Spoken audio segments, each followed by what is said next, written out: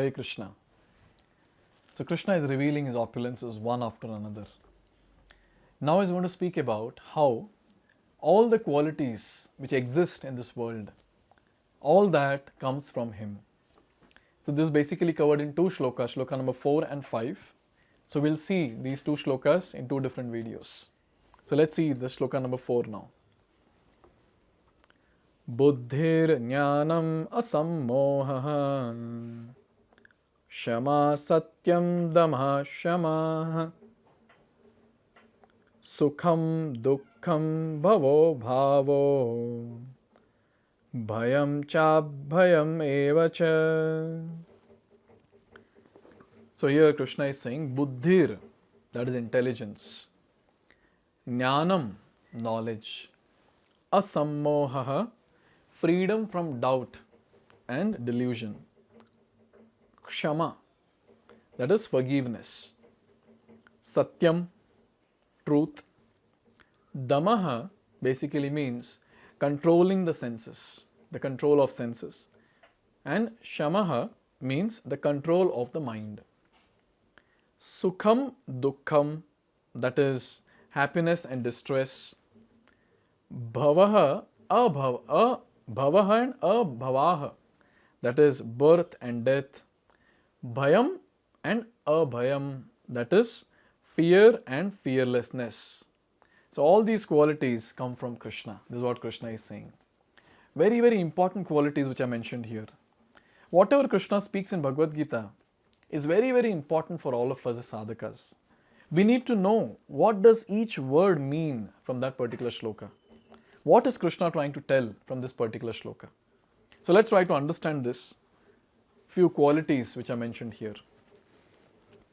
The different qualities of living entities, be they good or bad, are all created by Krishna and they are described here. So nothing in this world is independent of Krishna. Everything comes from Krishna. This is what is a fact. Be it good or be it bad. So here buddhi, that we just read, buddhi, that is intelligence. What is intelligence? So whenever we talk about intelligence, we start immediately connecting to our academics. No. What does intelligence means? It refers to the power to analyze things in their proper perspective. That is intelligence. To differentiate between what is proper, what is not. To have proper perspective towards various things. That is called as intelligence, buddhi. So what is jnana? What is knowledge? Knowledge refers to understanding what is spirit and what is matter. Ordinary knowledge obtained by university education pertains only to matter and it is not accepted here as knowledge. The real knowledge means what Krishna spoke in 2nd chapter of Bhagavad-gita. Spirit and matter. That is body and spirit soul. We are not the body, we are spirit soul. This is what is the actual knowledge. Apart from this, there is nothing that can be called as knowledge. I mean, the material aspect that we see in this world, that cannot be called as knowledge. This is the first step of knowledge, to understand that I am not the body, I am spirit soul. And after that, many things are there that we have been discussing from so many videos. And then Krishna spoke about asammohaḥ, that is, freedom from doubt and delusion can be achieved when one is not hesitant and when he understands the transcendental philosophy. So normally in this world, it's very common to get illusioned. And one of the greatest illusion is, I can be happy in this world. This is the greatest illusion. So when we understand the philosophy very properly, which is given in Bhagavad-gita, all this illusion and doubts which are there, automatically it will be removed.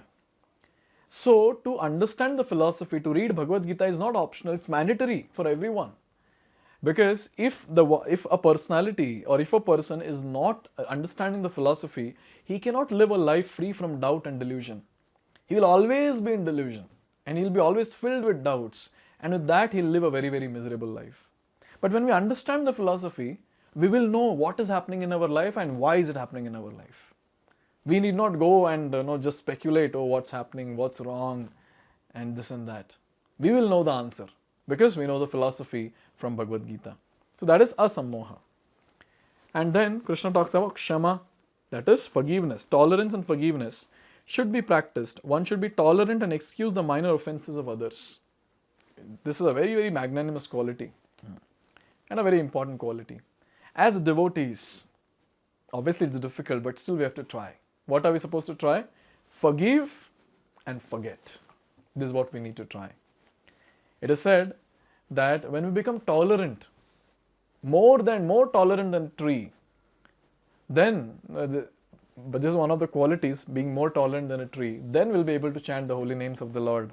Hare Krishna, Krishna Krishna, Hare Hare, Hare Ram, Ram Ram, Hare Hare, incessantly without stoppage. So we have to tolerate all the misgivings of others and be very, very broad-hearted to forgive those people and forget what mistakes they have committed. So that is called a kṣamā. Satyaṁ, a very, very important thing. Truthfulness means that facts should be presented as they are for the benefit of others. Facts should not be misrepresented. According to social conventions, it is said that one can speak the truth only when it's palatable to others. But that is not truthfulness. The truth should be spoken in a straightforward way so that others will understand actually what the facts are. If a man is a thief and if people are warned that he is a thief, that is truth. Although sometimes the truth is unpalatable, one should not refrain from speaking it. Truthfulness demands that facts be presented as they are for the benefit of others. That is the definition of truth. So here we are talking about the truth that is given in Shastra. It has to be presented as it is. Doesn't matter the other person he will like or doesn't like, that's okay. But what is important is we should present it as it is so that people get a proper direction in their life to march towards the ultimate goal. Or else we are not speaking truth. So as it is we have to present. So Prabhupada named this book Bhagavad-gita as it is. Now let's talk about damaḥ, that is control of senses. Control of the senses means that senses should not be used for unnecessary personal enjoyment. There is no prohibition against meeting the proper needs of the senses, but unnecessary sense enjoyment is detrimental for spiritual advancement. Therefore, the senses should be restrained from unnecessary use. So this is another important thing to know, that senses are not given for sense gratification. Senses are given so that we can utilize the senses in service of Krishna. So we have to keep a check on ourselves. What am I doing? Am I doing sense gratification? The sense gratification, which is in accordance to Shastra, the regulated sense gratification, is allowed. But unrestricted sense gratification for one's own personal enjoyment is completely prohibited, restricted when it comes to Vedic scriptures. So the senses, when they are properly engaged, the rishika, that is senses, when they are properly engaged in the service of Rishikesha, what happens? Automatically the senses will get satisfied. The gratification that is there automatically will happen and the senses will be controlled very nicely. So who can control the senses? We? No, we cannot control the senses. Rishikesha, the master of senses, the controller of senses, will actually control our senses. So when we engage our senses in service of Krishna, automatically our senses will get controlled. Same thing with another thing that is mentioned here, that is śamaḥ. One should restrain the mind from unnecessary thoughts, that is called kṣamā. One should not spend one's time pondering over earning money. That is a misuse of thinking power. The mind should be used to understand the prime necessity of human beings, and that should be presented authoritatively. The power of thought should be developed in association with persons who are authorities in scriptures, saintly persons and spiritual masters, and those whose thinking is highly developed. So this is a very nice point to note. Most of the time, human beings, that is all of us, we use our mind to think, how can I have better luxurious setup around me? How can I do better sense gratification? But one thing is very clear.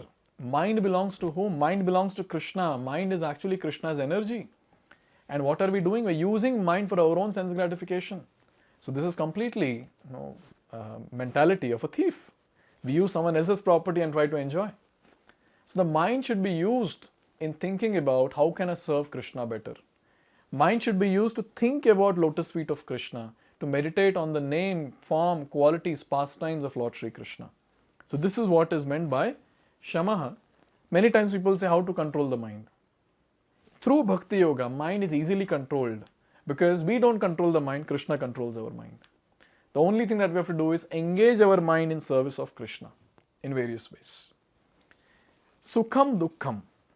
Sukhaṁ, pleasure or happiness, sukhaṁ should always be in that which is favorable for the cultivation of spiritual knowledge of Krishna consciousness. That which is painful or which causes distress is that which is unfavorable for cultivation of Krishna consciousness. So what is favorable? That should be sukha for us. The favorable thing in bhakti, that should give us happiness. And that which is unfavorable in bhakti, that should actually give us pain. And as devotees, as sadhakas, we should take immediate decision. Whatever is favorable, immediately you have to accept. I mean, favorable for bhakti. And whatever is unfavorable, immediately it has to be removed from life. See, time is very short. I am showing a very big gap between my hand, but it's very short. So time is very, very short, and in this short time we have to attain Krishna. So very small life we have, and in this we cannot take chance. As soon as we understand from Shastra that something which I am doing is not proper, immediately we give up that. And as soon as we get to know that this is something which is favorable, let me accept it immediately. The 4 things which are prohibited has to be removed immediately from life. No meat eating. There is no question of eating meat. No gambling. There is no question of gambling. No illicit sex. No premarital, no extramarital affairs. And intoxication. There is no question of taking any intoxicants. That's what is unfavorable in bhakti. That will pull us down, pull us out of bhakti. So we have to keep it away. And we have to just reject it. And whatever is favorable, that is chanting of the Hare Krishna Mahamantra, association of devotees, honoring or having only prasadam, reading Bhagavad-gita, Bhagavatam, all these things are favorable and should be accepted immediately in our life in a very, very nice way on daily basis. So that is sukhaṁ and duḥkhaṁ. And bhavo and bhavo, that is birth, should be understood to refer to the body. As far as the soul is concerned, there is neither birth or death. That we have discussed in the beginning of Bhagavad-gita. Birth and death apply to one's embodiment in material world. So as we have already discussed, birth and death is for this body, not for soul. Soul is sat, that is eternal. So there is no birth of soul. But when we get attached to the body so much, what happens? We can actually say that we are taking birth. Because now we identify ourselves with the body. So there is no difference between me and my body. So people can say that, yes, it's my happy birthday to you. Fear is due to worrying about the future. A person in Krishna consciousness has no fear because by his activities he is sure to go back to spiritual sky, back home, back to Godhead. Therefore his future is very bright. And others, however, do not know what their future holds. They have no knowledge of what the next life holds. So they are therefore in constant anxiety. Bhaya and abhaya. Who can actually be fearless? The ones who are devotees. The ones who have taken shelter of the lotus feet of Krishna. The ones who are chanting the holy names of the Lord every single day. What is their destination? Their destination is Goloka Vrindavan. So where is the question of anxiety? But the ones who are not practicing bhakti, they are the ones who are always in anxiety because they don't know what's there in the future. And another very important point mentioned is this fear is caused by what? Is caused by absorption in the illusory energy. But the ones who are free from this illusory energy, those who are confident that they are not this material body, they are spirit soul, part and parcel of Krishna, and who are therefore engaged in transcendental service of Supreme Lord, have nothing to fear. So when we engage in service of Krishna, there is nothing to fear. Because Krishna is holding us like this and is carrying us. He's carrying us from time immemorial. The only thing is we don't realize that Krishna is carrying us. So when we are serving Krishna, when we are doing our sadhana very nicely, very seriously, sincerely every day, we will realize that how Krishna is carrying us from time immemorial. And when we realize that, where is the question of fear? Krishna is fear personified for fear also. Or I should say Krishna is fear for the fear personified. He is the death for death personified. So why we should fear when we have such a person with us all the time? So in this way, Krishna has spoken about wonderful qualities. And he's going to continue in the next shloka also. So let's see that in the next video. Hare Krishna. Hare Krishna, Hare Krishna.